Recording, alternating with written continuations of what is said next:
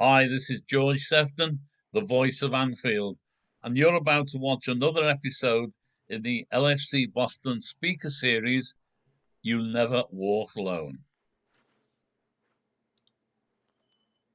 Hello, and welcome to the seventh installment of the LFC Boston Speaker Series. I am Garrett Labonte, Chairperson of LFC Boston. We're glad that you have decided to join us for today's event. As a reminder, our memberships will be closing at the end of this month. Today, Adam Zan will be welcoming George Sephton, a lifelong bred and the voice of Anfield. As part of this series, today we will be making a charitable donation to Parkinson's UK, a cause near and dear to George. We will be sharing a link in chat and on social media if you'd like to donate. With that, I'm pleased to introduce Adam, who will introduce George. Thank you. Thanks, Garrett. I'm especially glad to be here today. Welcome to the latest episode of the LFC Boston Speaker Series. I am Adam Zan, Social Media Manager for LFC Boston. I'm joined on this Zoom by Alice Venizzi, and I want to thank her especially for that last-minute production edition that was pretty cool. She's our treasurer and producing the show. Thanks to the entire committee for making this a success. We're really excited about today's guest, George Sephton, AKA Voice of Anfield. Let me do a little bit of a bio and then we'll let you speak, George, because everybody wants to hear from you. So George is obviously the stadium announcer and match day DJ at Anfield. He's an author, and as I mentioned, he's the voice of Anfield. A little bit of history. So Sephton's relationship with Liverpool, which we'll hear more about, began in 1971, which is a little bit while ago, not that long ago. And we'll hear his story, but back then he wrote to club secretary Peter Robinson, applying for the stadium announcer job. And his first match, and he'll correct me if this is wrong, I think it was August 14th, 1971, against Nottingham Forest, who used to have a fairly decent football team, I've been told. And it also marked the debut of Kevin Keegan, and more on both of them later. So since then, George has occupied the room above the scoreboard on the Kop side of the Kenny Dalglish stand. And for all but a handful of home fixtures, I think he's made every one. So he does DJing for 2 hours before kickoff. He operates the scoreboard, I think. He announces goal scores, which is always brilliant, and substitutions and game day announcements. And arguably, I'll say his most important role is playing You'll Never Walk Alone over the PA system just before kickoff. So we're going to learn a little bit more about his lifetime of support, his career path, his thoughts on the state of the team, very exciting upcoming book that he's working on, and obviously some great memories and stories from seasons and silverware past. We are going to feature questions from you, our viewers today, whether you're on Facebook, we'll try to grab you there, or in the chat. If you don't mind just doing one of those, we will get to as many as we can. So with it's time to kick off. Let's go, George. Welcome. Nice to be here. Thank you for inviting me. It's really our pleasure, and I'm looking forward to this chat. So let's go way back, or not that long ago. You know, how did your love of football begin? Well, I was brought up in what we'd call a red house in Liverpool. Every family in Liverpool was brought up to support the Reds or the Blues. My house was pure red. My dad had a trial for Liverpool in 1923. He was a big strapping centre forward. He didn't make it, sadly. Otherwise, maybe my story would have been different. He did a bit of boxing as well. He was a big lad. So I was brought up as a red. But my dad was not one of these who took me to the game when I was a little boy. I was nearly 14 when I first went to Anfield, but that was with some guys from school. My first game was in January 1960, a couple of weeks after Bill Shankly had come. So I've timed that very nicely. Obviously, Liverpool were in the old second division then. And it was 2 years later when they came up to the first division, as it was then, what's now the Premier League.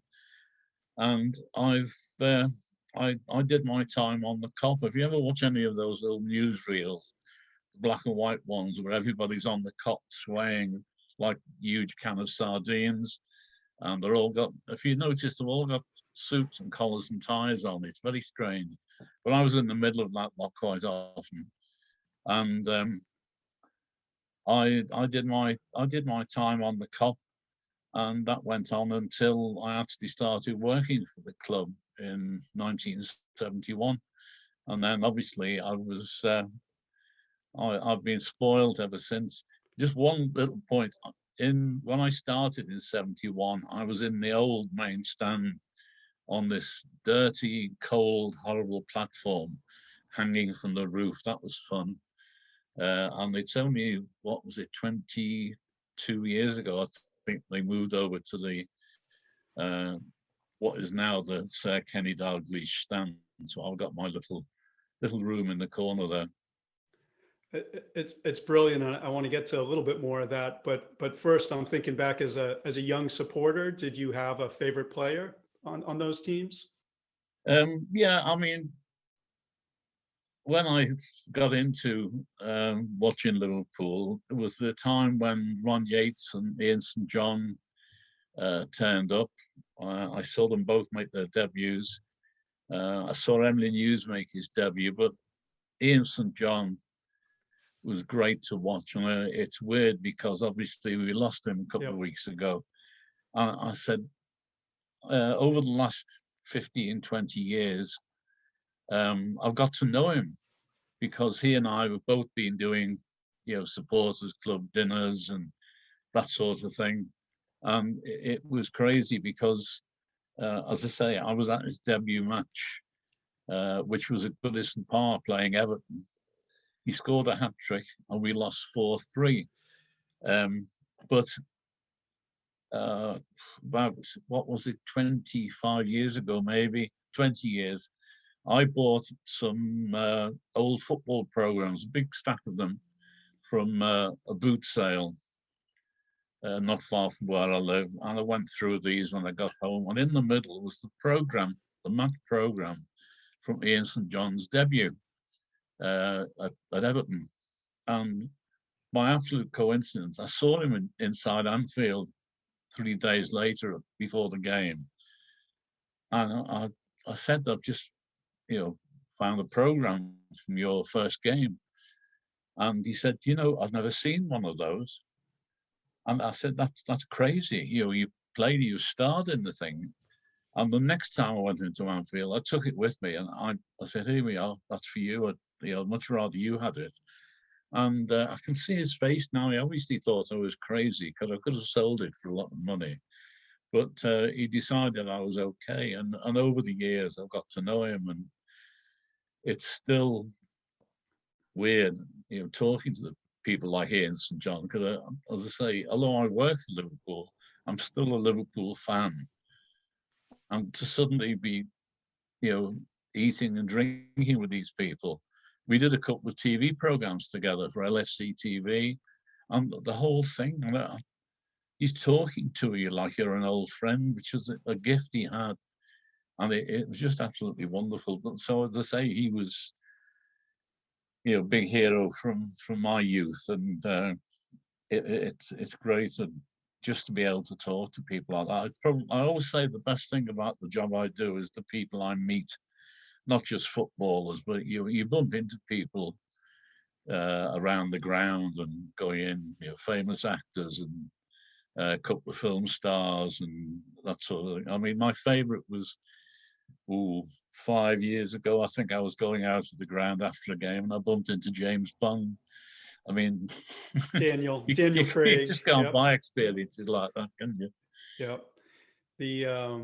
You take us back, and all those players from that era just seem very approachable, and it sort of makes sense that they would recognize you, and that is a lovely gift, that you gave to Elman. That's really nice, and Ian. Sorry, so both of them, and rest in peace. Just two legends.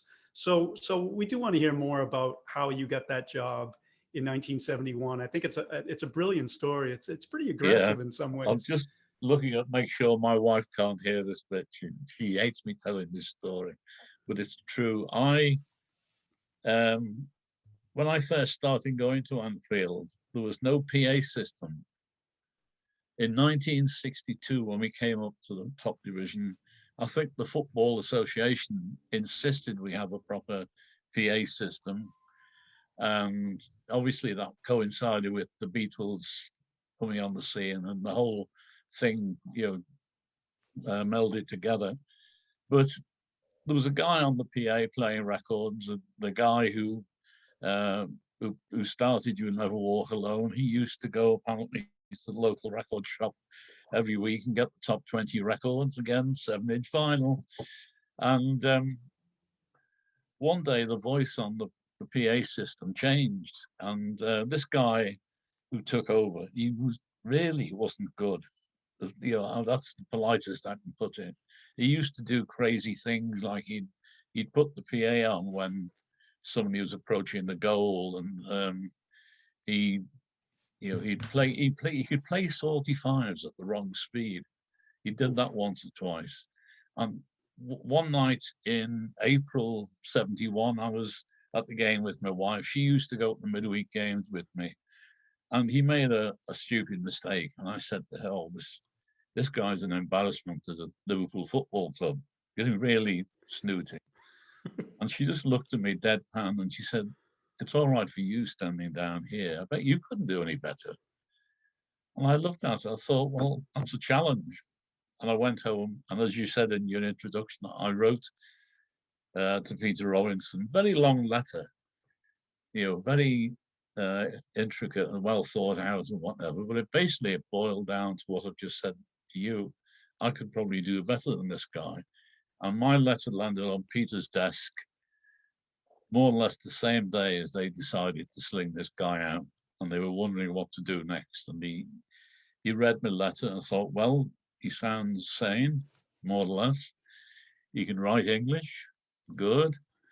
And they got me in just to see if I had two heads or whatever, and decided to give me a trial. And 50 years later, my trial's going quite well. I'm still there. Yeah, it's like the old John Lennon line, right? Yeah. Thanks for the audition. Yeah, exactly. It's, thank you very much. Maybe we've passed the audition. Yeah. So yeah, I want to jump around a little bit, and I hope you don't mind. So many of us are thinking the team right now, and you've obviously been a spectator and had a different role this season. How are you feeling, I guess, after the Fulham match and so many losses at former, Fortress Anfield? Yeah, well, I don't know why people are surprised, because the injury list we've had this year has been awful.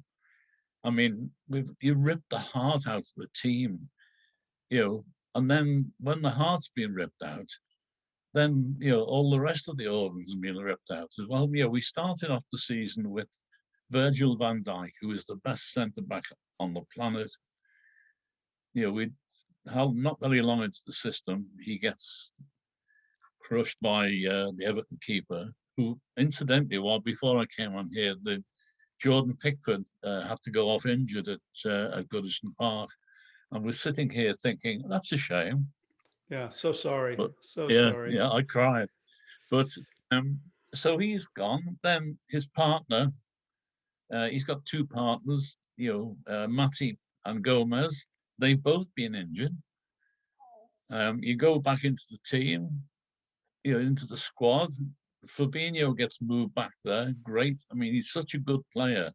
He could play in goal probably if he wanted to. Then he gets injured.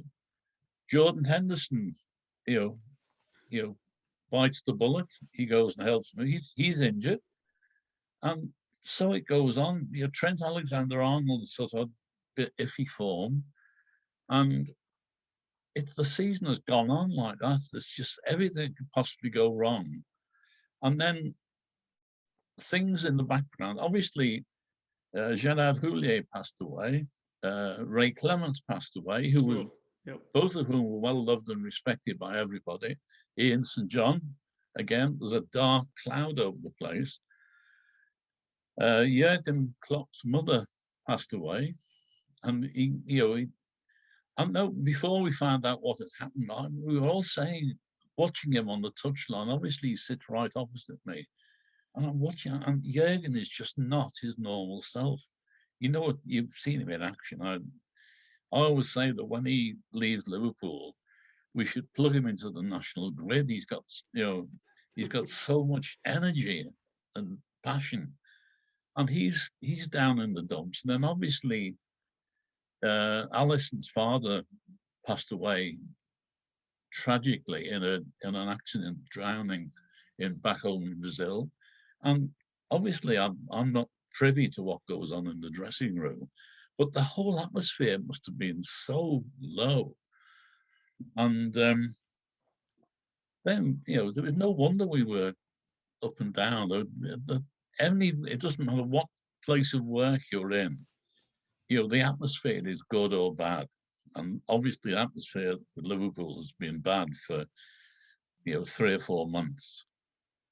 And this last couple of weeks, Nat Phillips has established himself at the back. Fabinho came back the other night. Kabak, he took a couple of games to settle in. He made an almighty mistake his first game. Fair enough, but he's only young. And now they're settling down a bit. Thank God Andy Robertson hasn't been injured. Again, I'm touching wood very quickly. Trent seems his old self. Fabinho's back where he belongs, protecting the back four. And Jota's come back. I think Jota is the key to all this. And again, Thiago, he was injured at the same time as Virgil van Dijk. And he's only just starting to really settle in. And sometimes I sit back and I just concentrate on watching Thiago, just let everything else go by. And watching him is an absolute education. He's so clever with the ball. Mm-hmm. And now he's got Jota in front of him to play at. It's all, started to come good. The other night in Budapest, we looked really, really good. But that was the answer. All of a sudden, things were starting to go our way instead of the other way. And it was great. And, if we play anything like that on Monday night against Wolves, we'll be all right. We're not far adrift. We're not down the bottom of the league. And again, over the years, I've been there that long. I've seen it all. People get hurt and things happen. People, go out of form. Obviously, things happen away from Anfield, which put a damper on the whole place for months and years. And I think we're just coming out of this particular dark tunnel. And I said to everybody last weekend after the Fulham game, just you watch on Wednesday night, we are going to turn the corner. Sad thing is, I didn't go to a bookmaker's and put some money on it, but never mind. I probably would have finished it off. But there we are. We've done it. I'm so pleased the way Wednesday went. And I can really see us doing well in the Champions League this year. Yeah, it's a great summation. I appreciate you and obviously your perspective. On top of all that, we're going through unprecedented times of a pandemic. Oh yeah, I mean, and that's no the supporters. Other thing. No supporters at Anfield. Yeah, because Liverpool have got the best crowd in the business, bar none. So Liverpool are suffering more than most from the lack of that crowd. Very well. We call them the 12th man. I don't know how many of you guys have been to Anfield, but I say to people, on Twitter all over the world, and in conversation, if you've never been inside Anfield, you have no appreciation of what it's like. It looks good and it sounds good on the television, but when you get inside there, it's magic. You're hooked. You really are. Once you've been, you want to go back. It's like a drug. So we're missing all that as well. So if the government are talking about us being allowed to have people in towards the end of May, so maybe, just maybe, there's light at the end of the tunnel. That's something to look forward to. And obviously, I like your encouraging words about the Champions League too. I mean, I think we're all, it's brilliant being in the quarterfinal. That's where Liverpool thrives. So I'd say people are saying, "Oh, we're falling apart," and I say, "Hang on, we're still champions of the English League." In case anybody has forgotten, and we're in the quarterfinal of the Champions League. It's we were in the quarterfinal before any of our big rivals, Chelsea and Manchester City and whatever. So we're there with this position we're in. We can get out of. Really can get out of. I want to jump into music, but I've got one question that came in from Facebook, and it's European Cup related. It might be like picking out your favorite child, but is there any way you can talk about, out of the 6 European Cups, what is your favorite and why? And that comes in from GOL. So thank you, GOL.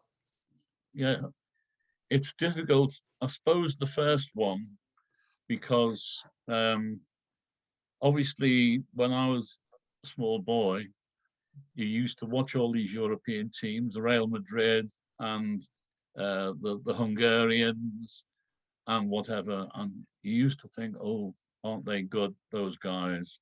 And you never thought for 1 minute that one day Liverpool would suddenly be in amongst them and then beating them.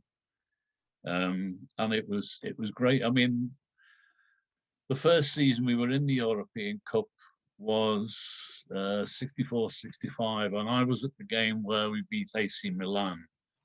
And again, the story. We won 3-1. I went to Milan and got trounced. Yeah. And the referee was subsequently found, I think he was holidaying on the Black Sea in a very nice hotel, courtesy of some Italian people. So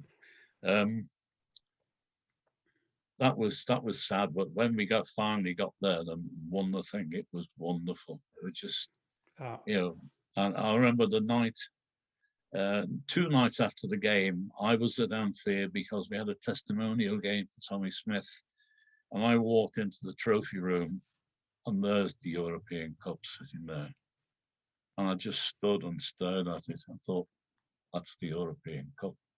Then I got hold of the European Cup, having a picture taken with it, the whole thing.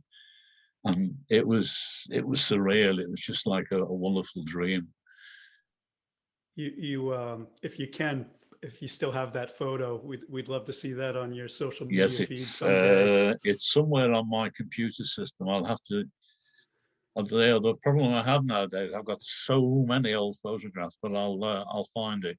Yeah, or another book. So let's get into music, because we know you love it and we know you love picking out.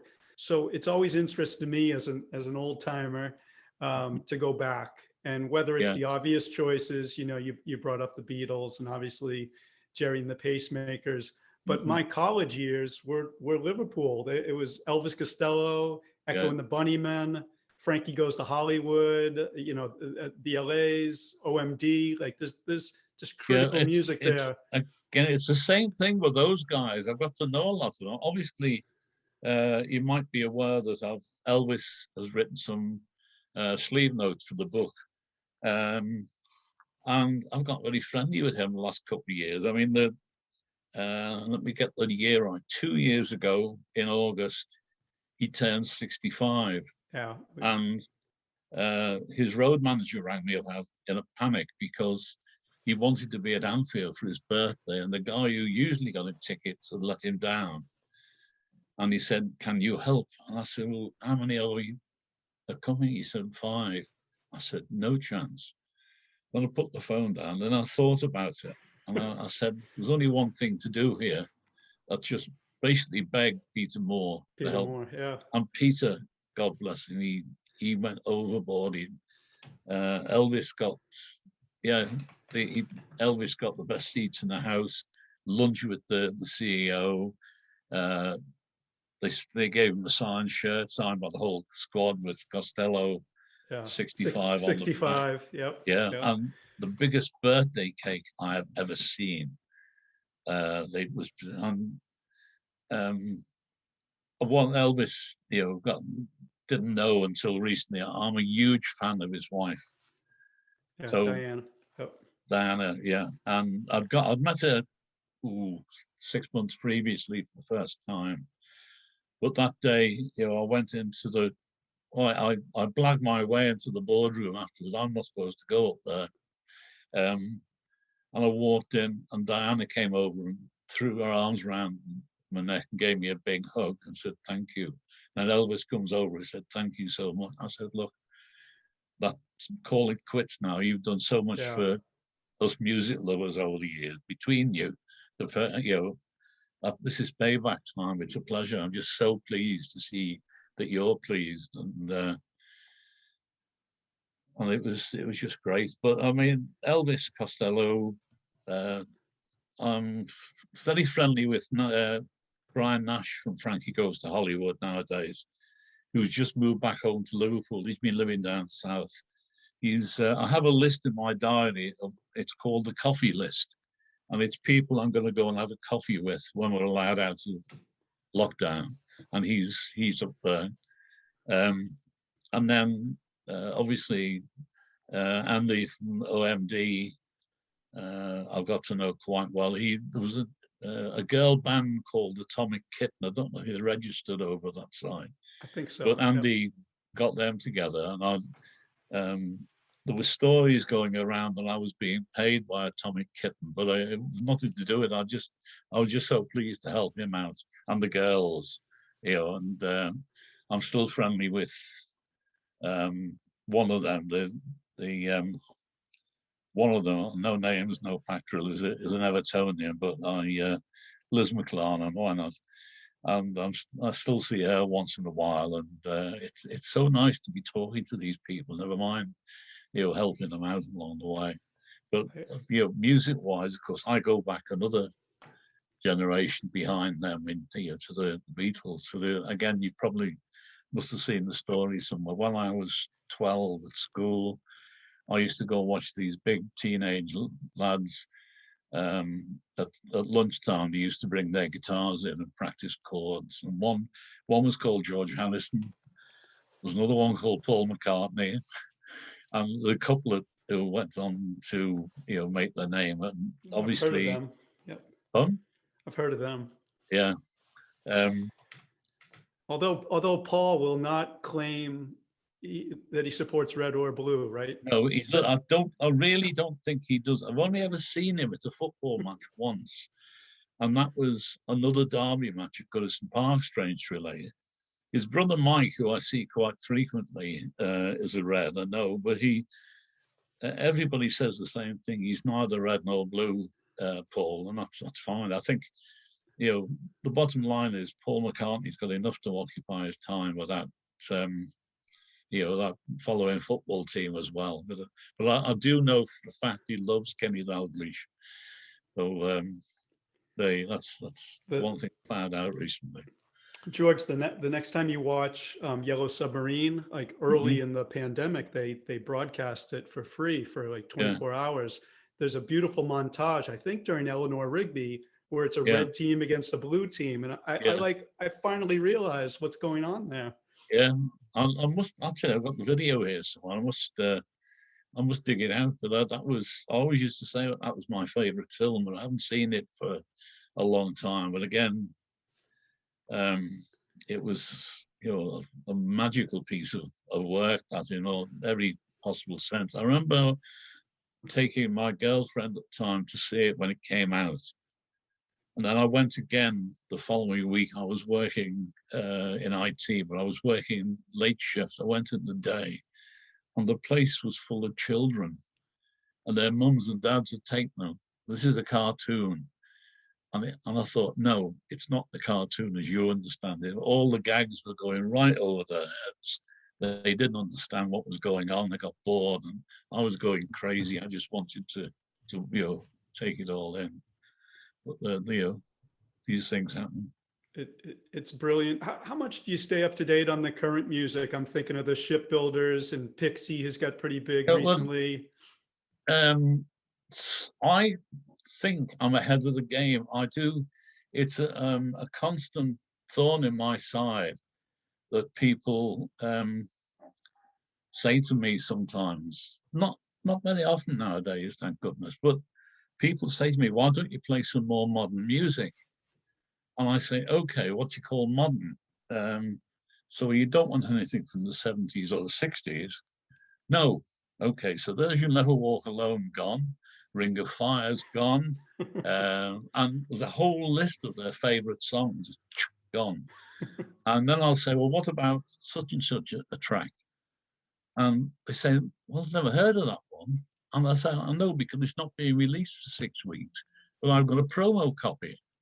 And I've built a relationship over the years with some of the record companies and now promotions companies. So I get stuff that's not being released yet. I'm ahead of the game. I'm not a question of catching up. People are catching up with me. It really gets me down. It's people. But I think by and large, the Anfield crowd appreciate what I do, because I know I get a lot of compliments over Twitter and Facebook. And I always say the same thing. The crowd at Anfield, they range literally from 3 to 93. So you can't please everybody, but you've got to sort of hit media. I think the average age for somebody in Liverpool, in Anfield now, is probably 35 to 40. So they're the people who like the 80s music.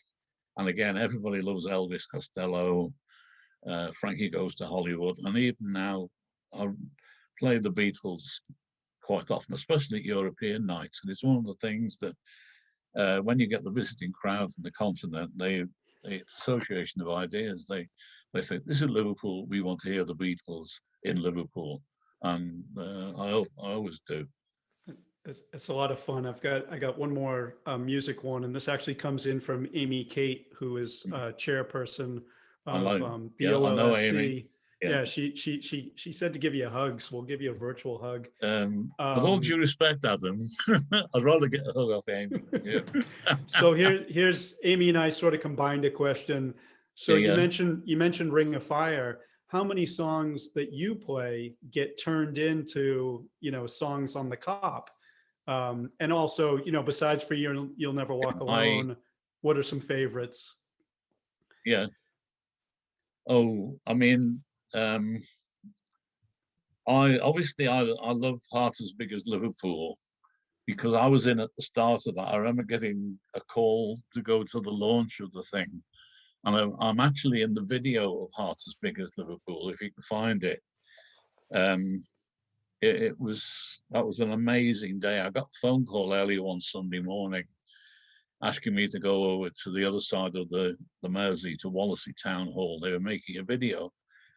And when I got over there was Pete Wiley and his family and friends, and we spent all day. I had my eyes open that day. It took us 16 hours to record a 3-minute video, but I'll say, if you ever watch it, at the back of the crowd coming down the big staircase, there's this huge creature in a blue fur top to me. And something else I never thought to do, appearing in a rock video, but that's great. And people say it's second only to You'll Never Walk Alone. Really, it's an anthem. But as I say, otherwise, some of the stuff I play has started its life, in a bar somewhere in Liverpool, or nowadays we've got Jamie Webster, who's producing his own stuff, and Jamie and I get on very well, and people will tell me what the Kop are singing, and sometimes if there's something new coming along, I'll do my best to drag out the music from. I mean, the thing we had. Let me see, going back to 2005, when people went to the away leg of the Champions League in, I think it was Leverkusen, I was waiting at the airport to pick my son up off the plane, and people kept coming up to me saying, "You've got to play Rocking All Over the World." Okay. So I did, and that was our song for a while. We went through, obviously, a couple of years ago, it was Three Little Birds by Bob Marley. These things sort of come and go. But again, if somebody suggests I play something, I'll normally play it. I don't do dedicated requests anymore, but tunes are suggested to me by people, and they take off. But it's coming the other way. They're not singing it because I played it. I'm playing it because they sang it, and it works well. I like the back and forth. I think it's great that they react to you and you react to them. I'm one of them. That's the bottom line. We've got one request when you get back. No Oasis, please. Never Oasis. No. Brilliant. I'm sorry. So once in a while I do, but I haven't played Oasis for a long time, and certainly not since City suddenly became the richest club in the world and bought the Premier League. I'm not playing Oasis anymore. Yeah. So here's something we'd love to do. We did this with Peter Moore, and I'm going to name an event or like a name in our history, and I'd love for you, just almost like popcorn style, just react with a short story or a reflection. Yeah. So I'm starting back in 1977, a match that I was at with my stepfather, Saint Etienne. Fantastic night. They're one of the great comebacks, which we thought would never be beaten, but it was definitely bypassed later. The funny thing about Saint Etienne, I nearly didn't make it because I was working in Manchester. I got stuck in the traffic trying to get home, or at least get back to Anfield for the game. And the queues were so long roundabout. I ended up standing outside my car with my feet on the running board, screaming at people, "Let me through, I want to get there. There's my parking space, please let me through." And in the end, I had to sort of gently drive through the crowd. It was a wonder I didn't kill somebody that night, but that's my abiding memory of Saint Etienne. Nearly didn't make it. We'll take that. So obviously Keegan on that 77 team stepped away, went to Hamburg. So I'm wondering, as a supporter back then, do you remember the transition from Keegan to Dalglish? I remember it very well. When we heard that Kevin was going, I personally thought it was the end of the world. I thought we'll never replace Kevin. It's impossible. Nobody will ever surpass Kevin. We're dead. We're finished. And then Bob Paisley, God bless him, he went up to Glasgow with this checkbook, spent £400,000 on this guy from Celtic. And it's a cliche, but the rest really is history. He's still the best player I've ever seen. Not just playing for Liverpool. I've seen everybody play. I saw Pele play once in the World Cup in '66. Eusebio, Johan Cruyff, you name it. I've probably seen them play, but I wouldn't swap any of them for Kenny under any circumstances. That's nice. So I don't know if you were at this match, but just memories of Istanbul. I wasn't. That's a black day in my life. Up until 2005, UEFA had insisted on the club taking the stadium announcer with them. And all of a sudden, about a fortnight before the game, they decided they didn't want me there that year. And I spent 2 weeks frantically trying to get on planes, get tickets. In the end, I gave up. It was very galling because I have 3 grown-up children. My daughter and one of my sons both had season tickets. They got to go. I took them to the airport.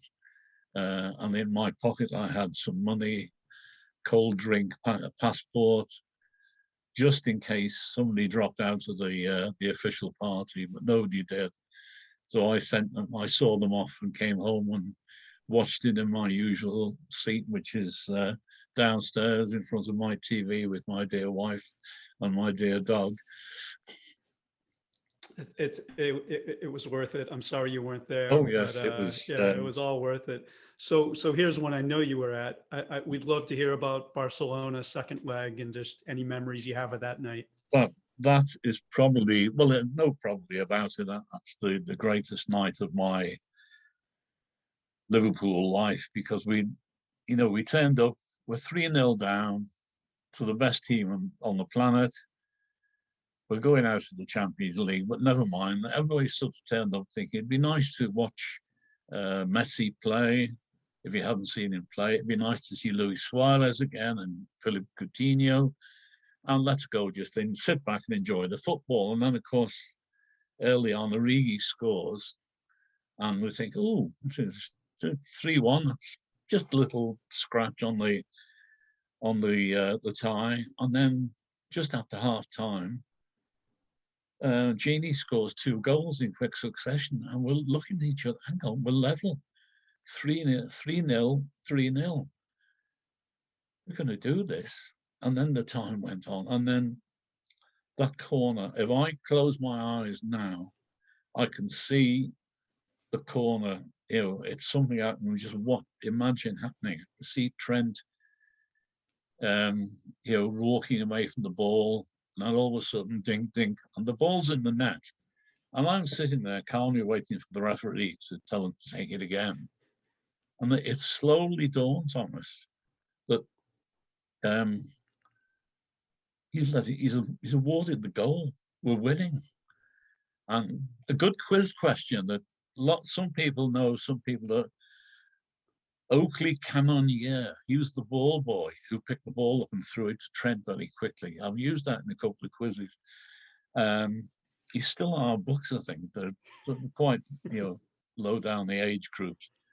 But I've forgotten how long it was between our 4th goal and the referee blowing the whistle for full time. It felt like about 5 hours. And then, of course, all hell breaks loose. I bang on You Never Walk Alone, which I very, very rarely do at the end of a game. It's got to be something momentous. Then, for the first time ever, the entire squad are lined up in front of me, joining in. And it was just magical, absolutely magical. All those things you say, to your wife when you get home, take me out and shoot me now. Nothing is going to get better than that. But then, of course, we finish You Never Walk Alone.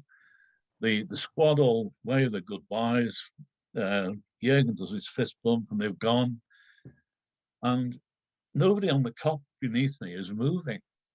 I thought, what do we do now? And I looked down on my desk. I have a small pile of backup CDs just in case the memory sticks fail, which they had once. On the top of the pile is Imagine by John Lennon.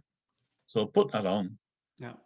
And I'm thinking, this is not really football music, but never mind, they'll all start drifting away now. And then the whole crowd starts singing along with it. And it was the best moment of the whole night, because everybody was just so happy and they were overcome. And for days after that, I was getting messages from people all over the world. My favorite was a guy in Sydney in Australia. He said he was watching it in Sydney Casino at 6 o'clock in the morning. And he said the place was full of all these big, rugged Australian sheep farmers. And he said they were in tears, most of them. And I thought, well, that gives you such a great sense of power when you're having that effect on people. It's really surreal. But as I say, having got past Barcelona, and then, of course, in the other game, Manchester City thought they'd won and they hadn't, and we got through and beat Spurs in the final. But that was that was a night. I always said nothing had surpassed Saint Etienne. Then we got to Chelsea 2005. Thought nothing will ever be better than that. But Barcelona was 10 times better. And if there's going to be another one of those that's better in the future, I just hope I'm still I'm still got my senses to take it in. It's brilliant. Well, you've got everybody with like chills right now. Like we're all just remembering where we were, what we were doing, and it's so Oh yes, evocative. So I've got one. I don't think it challenges those necessarily. They're all beautiful, aren't they? yeah, But what were you feeling? You know, after this 30-year wait, I thought it was when Salah scored against United, yes, and the supporters. You know, now you're going to that's believe right. us. So I must what was? admit, at the time when Mo took his shirt off, I get very ratty with when players do that. You know, they get a booking. And I thought, you don't need to have a yellow card hanging on you. Then, of course, he goes steaming into the corner, waving his shirt, and then the crowd starts chanting, and now we're going to believe us. And then I thought, they're right. We are actually going to win this league now. Obviously, the worst tension of last year was the period between, actually, it's a year ago today that the league came to a halt. The period between then and the time we actually started playing again was so nerve-wracking because there were people, big people in the press, including our ex-chairman who's now working for Aston Villa, who wanted the league voided. And I thought, there'll be riots. There'll be, mass protest. They can't take this league away from us. And I said, yes, they can, until they actually said, right, we're going back. We're going to start playing again behind closed doors. I thought we're going to throw this away.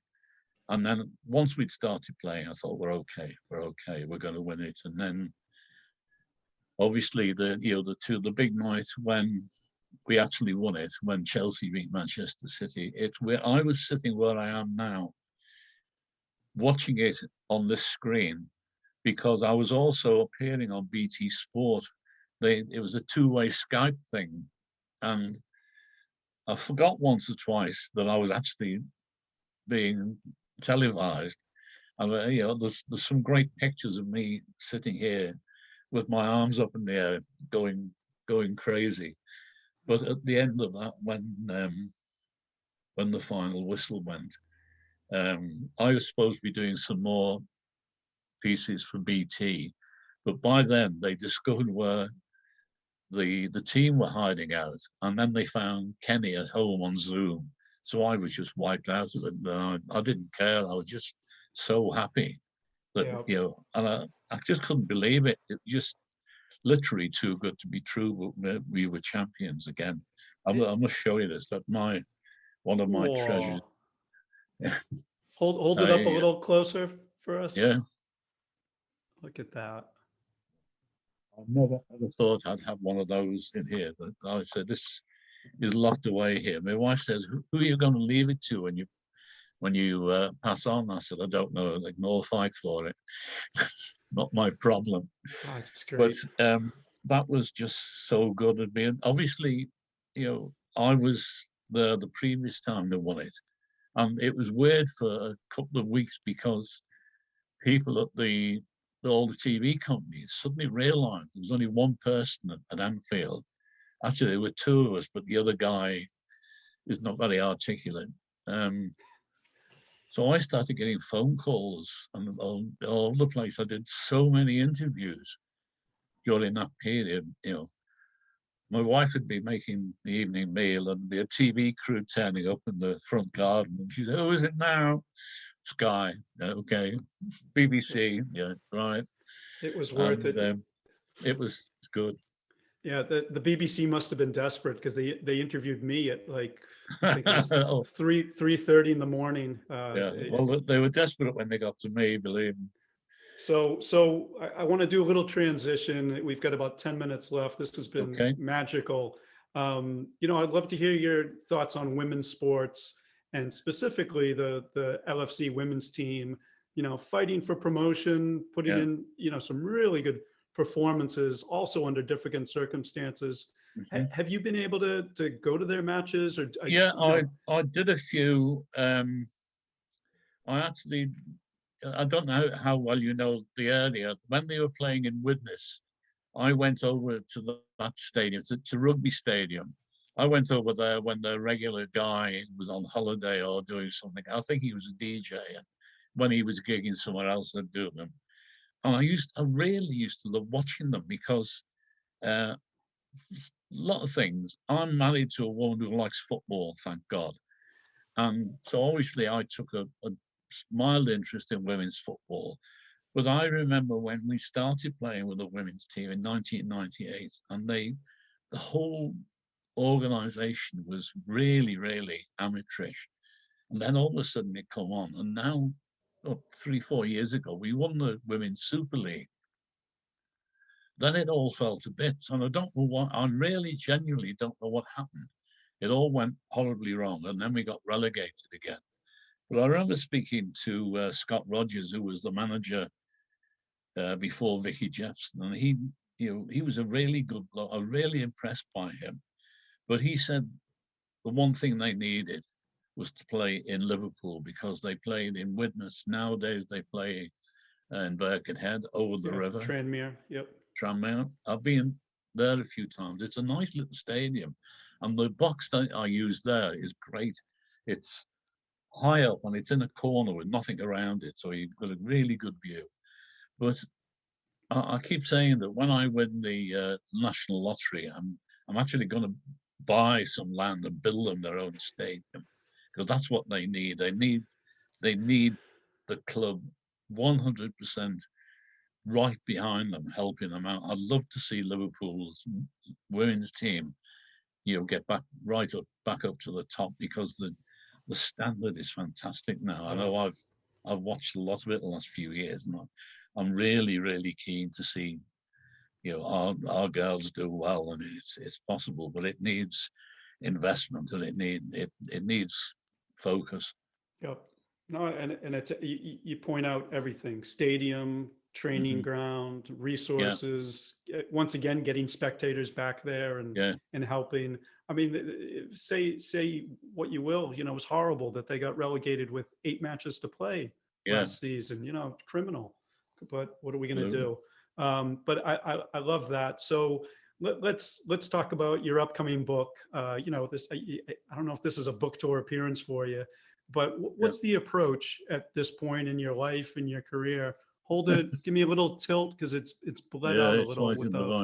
Hang on, let's try that. That's good. Better. Ooh, yeah, we need that. I was approached a couple of years ago by Peter Hooton from The Farm. The Farm. And he phoned me up and said, "I'd like to meet for a cup of coffee. There's somebody I need you to meet." And he introduced me to his literary agent. And they were saying then, "Look, you're coming up to 50 years, must have a few tales to tell." And I was thinking, yeah, probably do. And thought about it. And then I started, spending hours and days going through Wikipedia, my old diaries, fixture list programs, Google, you name it. Speaking to my kids. My middle child, my son, he remembers everything. He's 46 last week, and actually 46 this week. And he went to his first match when he was 3, and he can remember everything. He really can. And I sort of picking his brains. And over a period of time, I got the thing together. And of course, lockdown in that respect was perfect for me, because I couldn't go out. So I'm sat here and I've got the thing done. The agent had found a publisher for me. Everything was done over Zoom. And the thing's been edited, hacked a bit, re-edited. We picked some nice pictures, and yesterday the postman came with this little parcel. And the thing you've just seen is the only copy that's out and about. So when I finished talking to you, I've got to start on the PR. We've got plans, and obviously the fact that I haven't got to go to Anfield for 4 weeks now is great. Everything seems to be falling into place in that respect. I'm looking forward to getting that out and about. It's on Amazon UK to pre-order. I'm told that Amazon.com in the States will have it in a while. It's going to be later than published here. It's May the 6th here. And there's hang on, I've got the right bit of paper. No, I think it's called bookshop.org over there. If I can find the right piece of paper, I shall tell you. Yeah, US, Amazon.com or bookshop.org, or you can request a copy via your local independent bookstore, so it'll be out and about. I know I'm getting some requests from all over the place. You know, the Cuba, all of a sudden they're interested, and I did a piece for the TV station in Mexico recently. The Australians, there's a little colony over there, and Norway and Sweden have, for some reason, well, you know, historically, Scandinavians follow Liverpool. Yeah. I keep saying to my wife we should move over there because I get treated like a king when I go to Norway or Sweden, but they'll be buying it in their droves, and I'm doing my best at the, you know, we're talking to TV companies and whatever, and I just want to get it out there and see how it goes. But I'm very proud of that. That's quite something. It's like, you know, your baby when your book comes and it's physical at last. That's brilliant. Is there any, like, is it in some ways your life story and memories? Like what's sort of the approach? I was told to put my little biography at the start, and after that, it's because of the timing of me starting to go to Anfield, and you know the history that, as I think I said earlier, that the PA system at Anfield being installed coincided with the rise of the Merseybeat era, and so looking back before that, music and football were not associated somehow, but nowadays it's part of the experience. You know, it really is. If you went to Anfield and there were no music before the game, you'd think it was crazy. And obviously, You Never Walk Alone has turned into a worldwide anthem. You know, it's crazy. I still to this day have at least 3 different copies of You Never Walk Alone when at Anfield. You know, CD, mini disc, and actually I had 4 copies because I've got 2 memory sticks with it on. Because I know once it went horribly wrong about 30 years ago, and I've been paranoid ever since about not letting it go wrong again. But we're also wedded to Jerry's version, obviously. Oh, like, absolutely. But have you ever spun, you know, like Aretha Franklin or Lana Del Rey? Yes. Or like Elvis Presley, rather. His version is very popular, and we had a local gospel choir make a version a few years ago. But what I'm inclined to do is play them, but early enough so it doesn't crash into Jerry's. If I didn't play Jerry Marsden's version coming up to kick off, I would get lynched before I got home, believe me. Or at least if I got out, I'd have to move house very quickly. So it's part, I've said to a few people recently, every time Liverpool play, we're establishing a memorial to Jerry because we listen to him and we play his song, and it's his forevermore. You know, although there's the history of the song, I found out a couple of years ago, goes back way beyond what you'd think. There's a German documentary film called You Never Walk Alone, and I took part in that. I was in it. Jerry was in it, obviously. A guy called Campino, who's a big rock singer in Germany, and Jürgen was in there quite a lot. And it traces the history of the song back to Rodgers and Hammerstein in the 40s, and then 40 years before that to a play, which eventually became Carousel, the musical, and that's where we got the song from. It's, I believe Steve Donor runs the museum, has got, well, the last time I heard he had over 200 different versions of You Never Walk Alone. But that one obviously is ingrained in everybody. It's even now, if I'm out in the car and it comes on the radio, the hairs stand up on the back of my neck. And again, Jerry was the same as Ian St. John, a big hero of mine. I got to know him. I did a few gigs with him. I went around Norway with him about 15 years ago. And that was, again, education. Just brilliant. Talking to these guys. I've got a favor to ask. Can we go 5 more minutes? I know we're at close to an hour. I know everybody's like, no, you can't leave yet. I'll be going to bed in about 3.5 hours, so that will, I can go another we'll 3 hours or so. We'll fit it in before then. So I do, you bring up music, and there's a podcast that a lot of us have been listening to. Can you talk about what you're doing with Kop Connect? Yeah, I pick out, even though I'm not doing the usual playlist because of what's happening behind closed doors, I carry on as normal. I build my playlist between games in the usual way. I have a system, obviously the usual stuff, you never walk alone, you have to play, but every game I pick out something, favorite you haven't heard for ages, something brand new, something local, the local bands I'm still very fond of helping along the way, and there's an awful lot of them.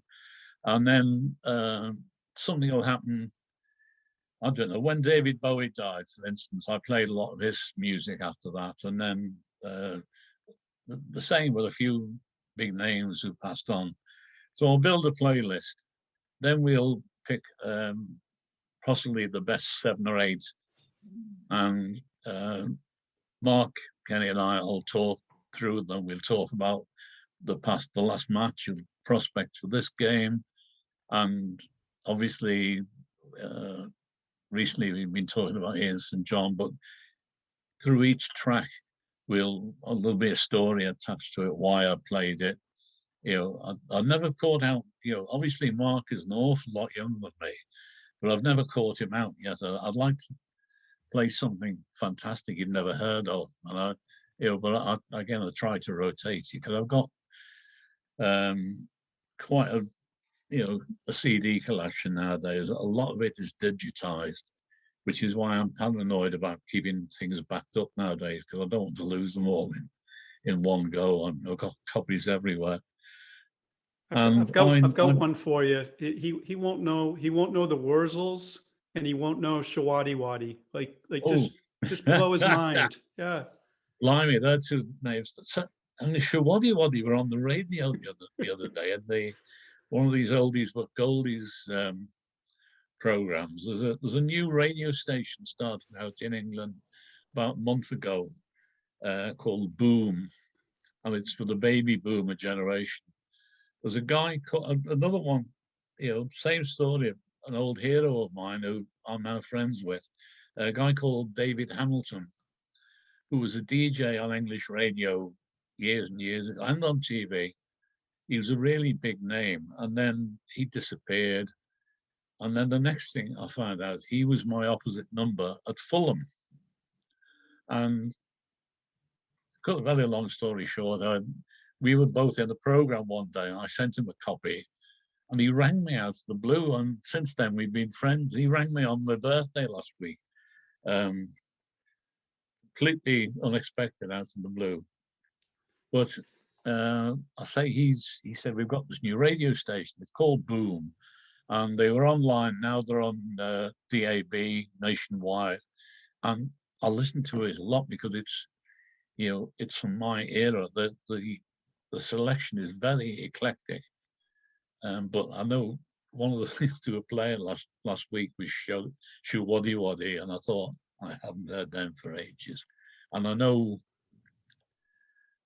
the Wurzels will crop up once in a while on. I'm going to be singing "I Am a Cider Drinker" all night now. You've done it. It's an earworm. I won't sleep tonight. I'll be humming that.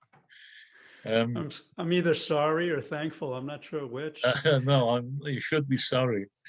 I can tell you that, but I'll if I wonder if Mark will be listening to this. If he isn't, I'll catch him out when I speak to him next and see what he has to say.